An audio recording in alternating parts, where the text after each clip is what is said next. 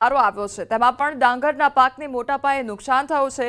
સુરતના યાર્ડમાં દર વર્ષની સરખામણીએ ડાંગરની આવક ખૂબ જ ઓછી થઈ રહી છે અને આ સમયે ડાંગની ભરપૂર આવક થતી હોય છે। ડાંગર લઈને આવતા ટ્રેક્ટરની આ સમયે લાઈન લાગતી હોય છે।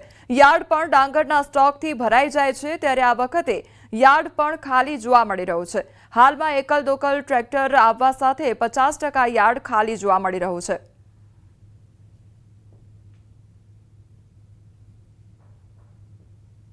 આગ અને વાવાઝોડાની આગાહી વચ્ચે દક્ષિણ ગુજરાતના ડાંગરનો મોટો પાક છે તે યાર્ડમાં પહોંચવાની શરૂઆત થઈ ચૂકી છે। ખાસ કરીને ઉનાળુ ડાંગર છે તે મોટા પ્રમાણમાં યાર્ડમાં પહોંચવાનો સમય છે, પણ જે રીતે કહી શકાય કે વાવાઝોડું આવ્યું અને વરસાદ પડ્યો છે તેને લઈને ડાંગરનું મોટા પ્રમાણમાં નુકસાન જોવા મળી રહ્યું છે। ખાસ કરીને જે માલ લોકોના ઘરોમાં તો તે યાર્ડમાં પહોંચી રહ્યો છે। અત્યારે ડાંગરની એટલી બધી આવક થાય કે આ ગોડાઉન આખું ભરાઈ જતું હોય છે, પણ અત્યારે મોટા પ્રમાણમાં આ ગોડાઉન ખાલી જોવા મળી રહ્યું છે। તેની પાછળનું કારણ છે કે મોટા પ્રમાણમાં ડાંગર નીકળી હતી, તાપમાં તપાવતા હતા અને યાર્ડમાં પહોંચે પહેલાં જ વરસાદે ખેડૂતોને મોટા પ્રમાણમાં નુકસાન કર્યું છે। હમણાં તો પૂરેપૂરું પીલાઈ ગયેલું છે, હવે સુકાવા રાખેલું છે, સુકાય પછી હવે 2 નંબરમાં જાય।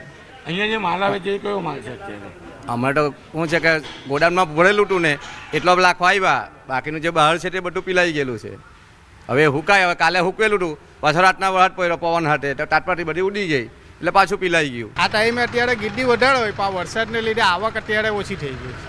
બિલકુલ કીધું એમ મંડળીના કર્મચારીઓએ કે આ સમયે ગોડાઉન માલથી ભરાઈ જતું હોય છે, પણ વરસાદ છે અને જે માલ પલળી ગયો છે તે અહીંયા પહોંચી શક્યો નથી અને હવે કદાચ એ આવશે તો 2 અને 3 નંબરની ક્વોલિટીમાં આવશે, પણ જે માલ બચી ગયેલો છે તે ગોડાઉનમાં આવી રહ્યો છે। હું ફરી એક વખત દ્રશ્ય બતાવવા માગીશ કે આ એ ગોડાઉન છે જહાંગીરપુરા જીન કે દર વર્ષે ડાંગરથી ભરાઈ જતું હોય છે। મે મહિનાના સ્ટાર્ટિંગમાં જ આજે મે મહિનો અડધો થઈ જવા હોવા છતાં પણ ગોડાઉન 50% ખાલી છે, એટલે કે એક તો માલનું ઉત્પાદન મોડું અને તેમાં પણ વરસાદને લઈ મોટા પ્રમાણમાં ડાંગરનું નુકસાન થયું છે। ત્યારે ચોક્કસ દક્ષિણ ગુજરાતના ખેડૂતોને કમોસમી વરસાદને આગામી દિવસમાં આવનાર વાવાઝોડાને લઈને રડવાની વારી ચોક્કસપણે આવી છે। કેમેરામેન જીગર ગુગલ સાથે કીર્તેશ પટેલ, ન્યૂઝ 18 ગુજરાતી, સુરત। મિની વાવાઝોડાએ તબાહી મચાવી અને સુરતમાં મિની વાવાઝોડાએ તીવ્ર અસર વર્તાઈ છે। કામરેજ કોળી ભરથાણામાં વૃક્ષ ધરાશાયી થયું તો વૃક્ષ કાર પર પડતા ભારે નુકસાન સર્જાયું છે। કેટલીક જગ્યાએ વૃક્ષો અને વીજપોલ તૂટેલા જોવા મળ્યા હતા તો ફાયર વિભાગ દ્વારા વૃક્ષો કાપી રોડ ખુલ્લો કરવામાં આવ્યો છે તો વૃક્ષો ધરાશાયી થવાને કારણે વાહન ચાલકોને હાલાકી વેઠવાનો વારો આવ્યો છે તો ફાયર વિભાગ દ્વારા વૃક્ષો કાપવાની કામગીરી કરવામાં આવી અને રોડ ખુલ્લો કરવામાં આવ્યો હતો।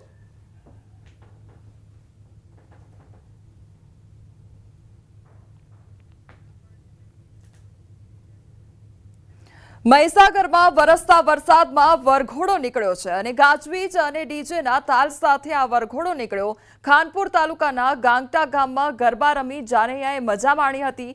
ભારે વરસાદના પાણીમાં ગરબા રમવાની મજા માણી હતી આ જાનૈયાઓ દ્વારા અને વરસાદમાં વરરાજા અને જાનૈયા દ્વારા ગરબાની રમઝટ જમાવી દેવામાં આવી હતી।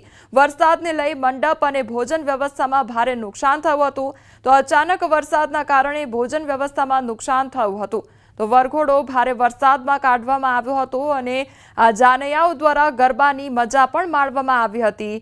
ભર વરસાદે તેમના દ્વારા ગરબા રમવામાં આવ્યા હતા।